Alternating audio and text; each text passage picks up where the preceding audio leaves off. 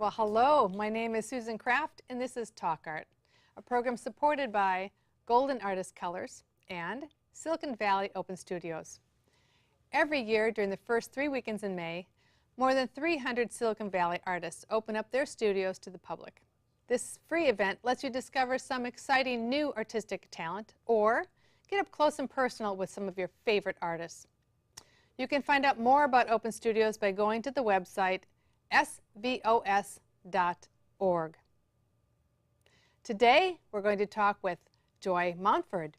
She is an Osher Fellow at the Exploratorium and a media consultant. She is going to tell us how humans, you and me, interact with technology. She was trained in user interface design and has recently moved into the electronic arts domain. Joy, thank you so much for coming today to Talk Art. Thank you for having me. I would like to know if you can tell us, which I'm sure you can, about the interface design.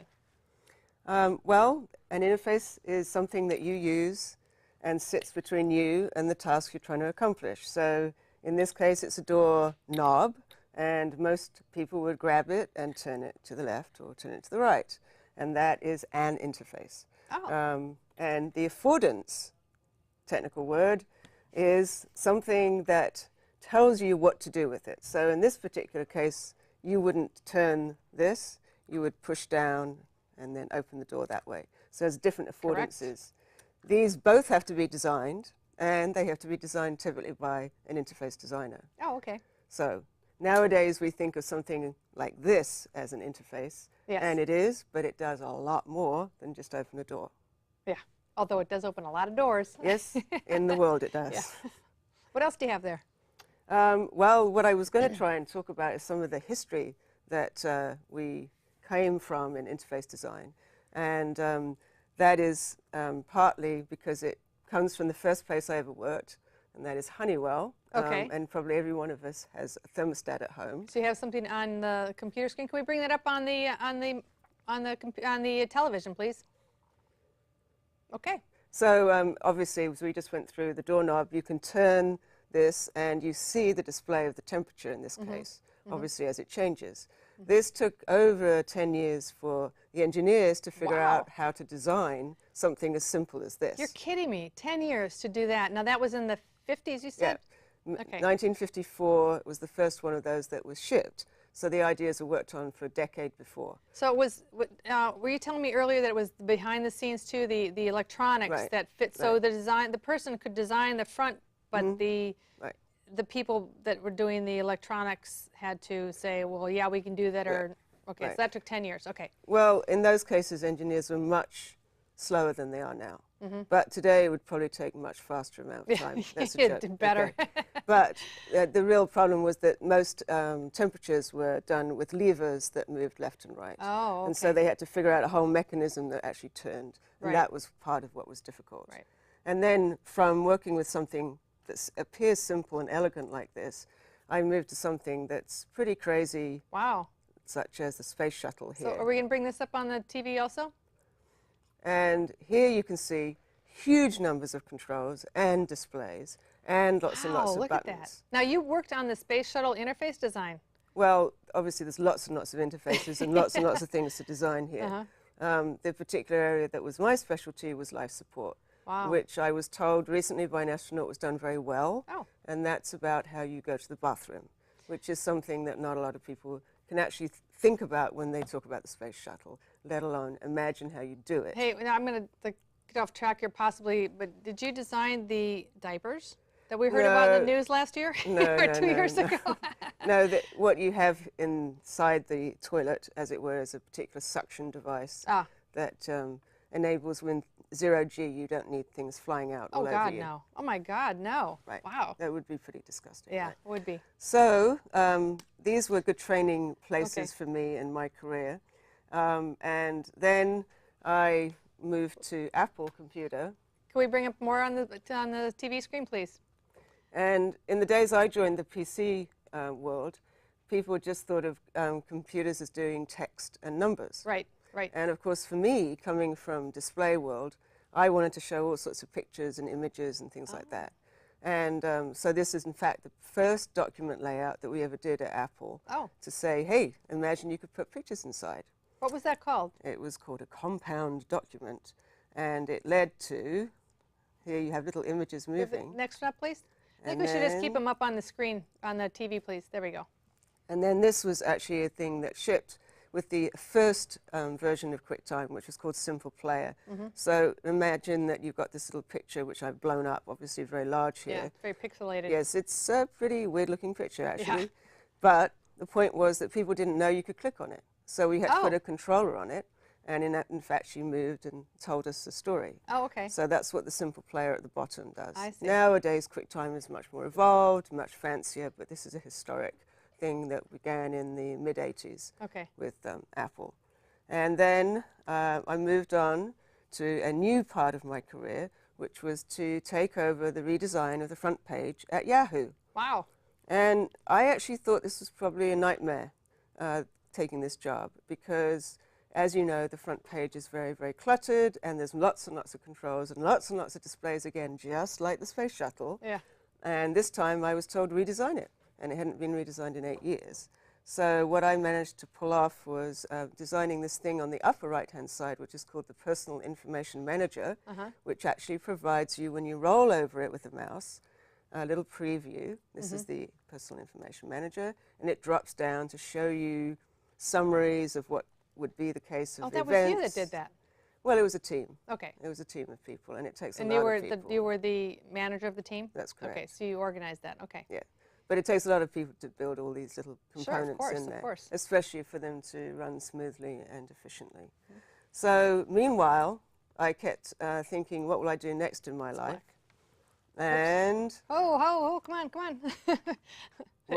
What I encountered was a graduate student who had done this project, which was one of his graduate classes. And this beautiful aesthetic animation, in my opinion, stunned me enough to say, well, what's actually going on here? And what is going on here is that every second it's speeded up. You see all the flights going in and out across American space, airspace, which is actually free information provided by the FAA. And here you see some different colors that he used to color the airplanes coming in and out.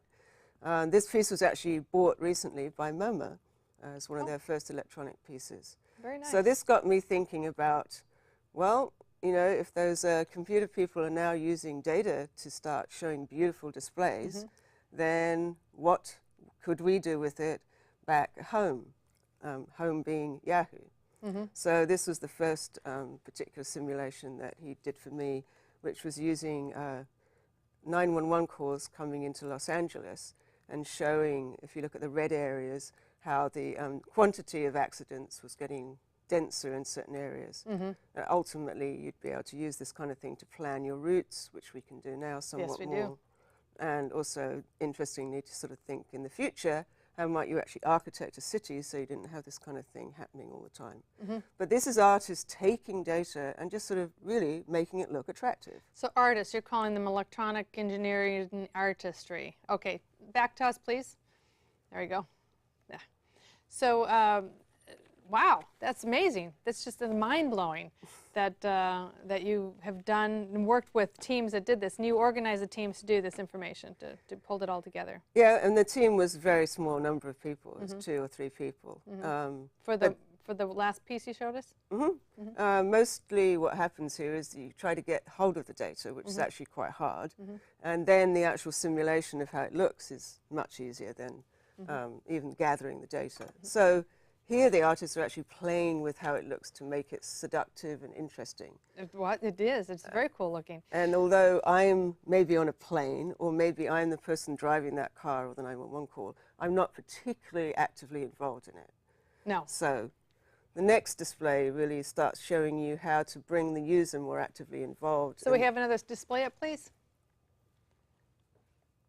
And this is called Yahoo Answers. This is user-created content. Ah, there you go. Which is a stream, if you like, a blog, where teenage girls are sort of talking about things that they're feeling in the middle of the night. There we go. And okay, it's back on now. What they're doing is talking about piercings and body parts, and talking about I have, and I told these people these things. And really what this is a pulse of the nation kind of display, and you could imagine it being used for a blog, and a swarm of interesting ideas. And in the future, you might be able to see this as a quick summary of what's going on. Yeah, that's great. Okay, let's bring that down. Okay, so well, these must have been great jobs to have. Well, yeah, it was particularly interesting because most of the time we were doing it sort of under the carpet. So we also took areas of like coffee areas and projected things on the walls. And people who work in a company often don't know what their company's products all are, and also don't know what they really do. So it was a fun thing to make people realize what was up. So what do you have here? You've got something else to show us from within the company itself? Well, this one is actually an artist Bring that up, please. I started sponsoring when he was a graduate student intern with me, called Danny Rosin. Can we please bring it up on the screen? There we go. Danny Rosin. Okay.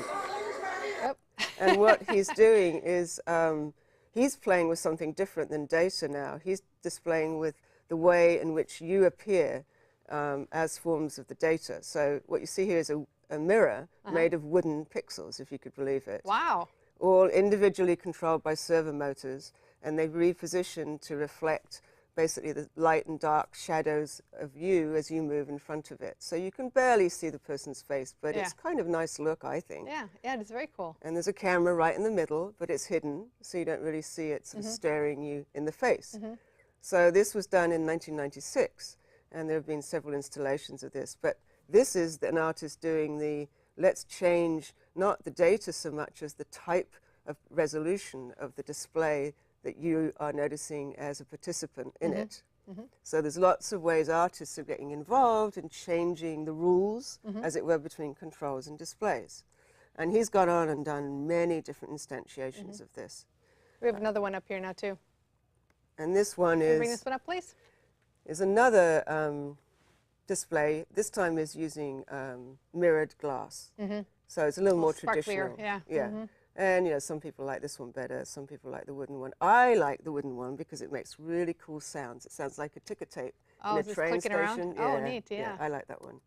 And he also made one which I think is interesting because it makes the person standing in front of it stand still, because their image only appears if they're still enough for the pixels to fall, as it were, around their shape and their shadow. Oh, like a snowstorm. Yes, this is like, and it's a thread screen.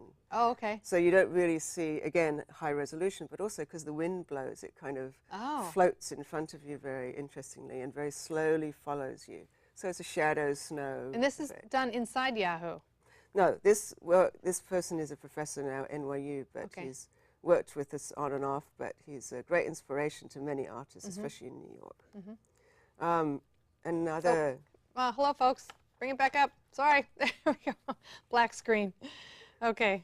So a project I actually saw a few days ago at the university, one of the students' projects. Okay, so now you want to bring... All right, we're going to go back to the screen again. So I'm sorry, back in the control booth, we're having a hard time staying on top of it. Joy's going pretty fast. We got a lot of cool stuff. Okay, now we've got a fire plug? Yep, it's a fire plug. And what's that got to do with interface design? Right, well, we'll show you. Okay, so, hold tight.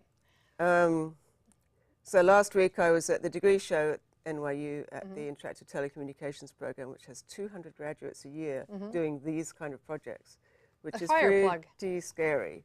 So what the fire plug does, it has a camera and to project, and also a microphone on it. Really? And what it does, if you stamp, if you can see the people moving their feet, their little worms get projected onto the ground, and then they crawl into a grate and disappear into the ground. But this is wow. Okay, so what's this got to do with the fire plug?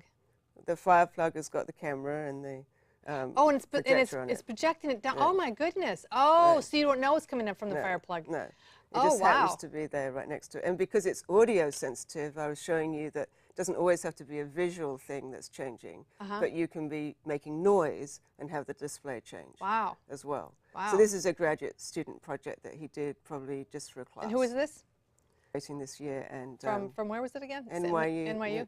New York University. Okay, great. An Okay. interactive telecommunications program. Okay. Interactive telecommunications program. Telecommunications, Okay, right. very good. Been running for... And this is the year 2010, so he's graduated at the end of this year. Right. Okay. Now. Like a month or two. No, right now. today. It's May. No, he graduated this week. Oh, wow. Right. Congratulations. Monday. Yeah. Well, his name will be at the end of the show Right, in the right. credits, so you'll find, if I you're only looking met for him him, 2 days ago, so... if you're looking for his name, you'll wait till the end of the show and you'll be able to see it in about 10, 15 minutes. Okay. So we've seen that the data can be used as a craft, as it were, to present beautiful things. You can engage the user not just passively looking at it, but you've also seen them get involved with producing some of the data that's used, and also their image can be reflected back to them in a different way using technology. And here what we're going to do is show different ways that the user is more directly... Oh, you're up on the screen already. Okay, what do we have? Directly manipulating an interface. So this is getting closer to our world of the doorknobs, if you like. Okay. But in this case, what we have is an installation I put up at Yahoo, which is a camera in the ceiling.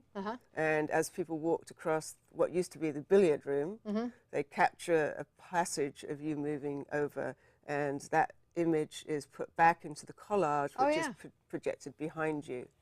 And as you can see, this particular kid is very actively engaged and particularly excited by it. And other people often are just not really aware that there's anything going on.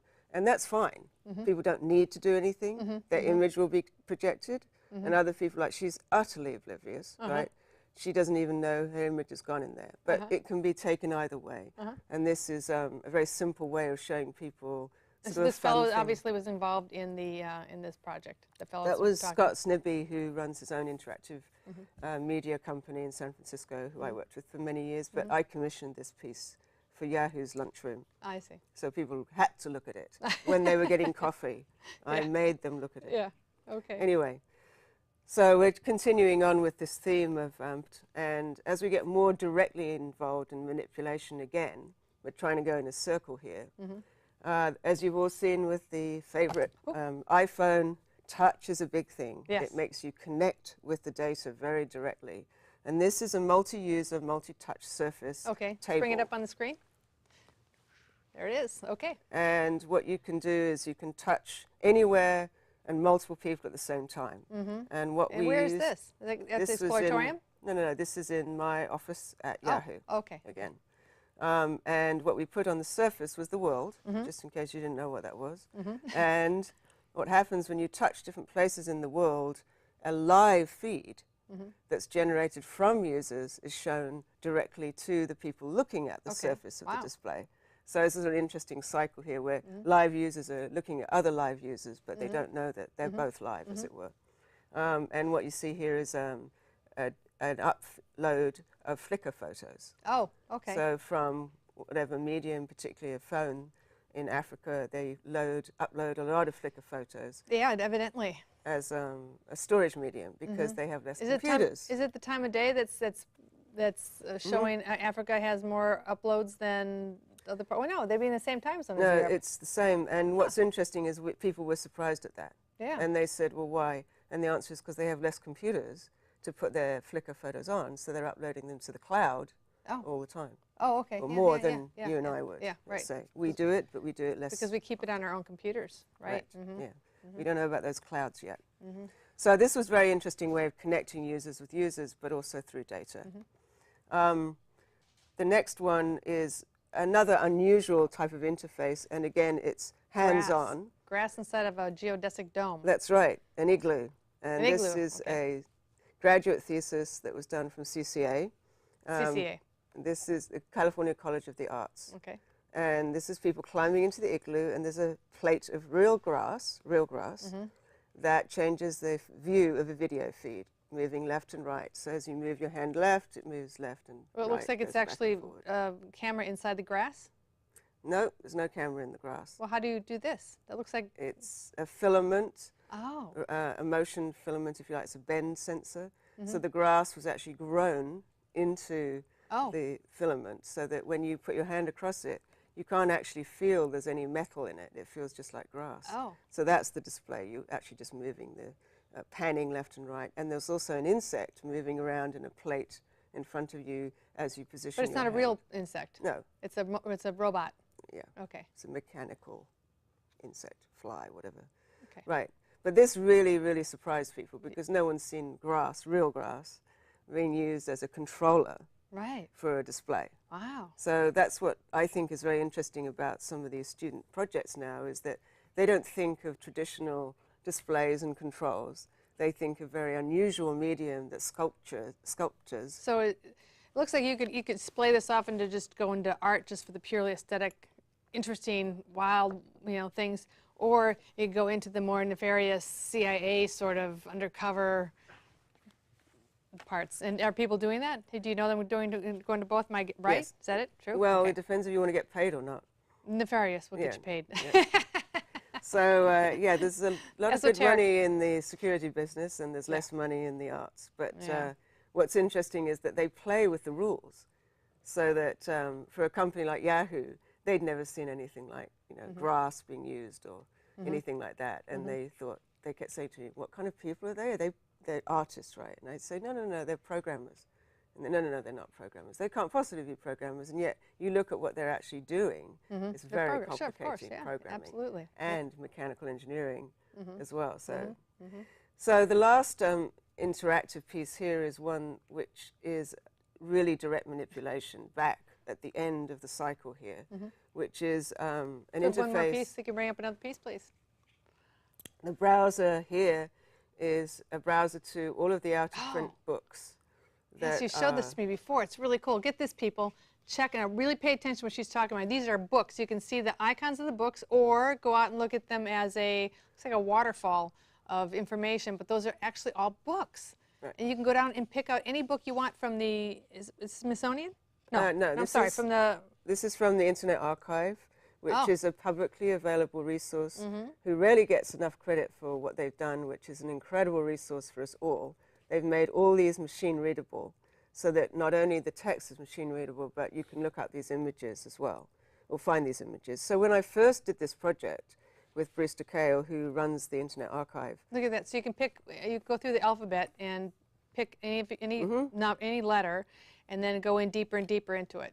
So you go left and right with the mouse, and then you move the scroll wheel forward, and so you zoom in. The computer can't keep up with the browsing. It's not the actual software here, it's actually the computer hardware. So now what happens is you can see things that you might not have ever been able to see before. Right. They're actually hidden. Wow. So archivists and librarians actually gasp when they see these things because they say, I didn't know I had that. Wow. How come you didn't tell me I had that? And we say it was there, but it was hidden. Yeah. So an interface, again, is the thing that you need to design and build if you want everybody to be able to get. Now, who designed this interface? My group at Yahoo, and it was done by Michael Chen. Okay, so they gave you the money came from where? Yahoo, or came from the Internet Archive self-funds mostly, but they have some non-profit funds as well from libraries and museums. But it's a free resource for everyone. They also do the Wayback Machine. Yes, I love the Wayback Machine. I use it all the time. Right. I've been programming web content since '96, so it's that's a long time. Yes, so you can go back and to they go back all the way. Yes, it goes back all the way back. Right. Yep, you can see my early designs in '96. Well, and interesting you mentioned that the early Yahoo 1996 front page was just like Google's. Yes, is today. Interesting. So, and then they got all messed up, and and then we had to unmess it, but we didn't do it all the way. Yeah, well, that's what people do to make it more complicated. It doesn't work anymore.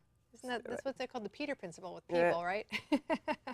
So just to close on these. One more, please bring it up on the screen. To close on these, I think very interesting ways that people are inside data, outside data.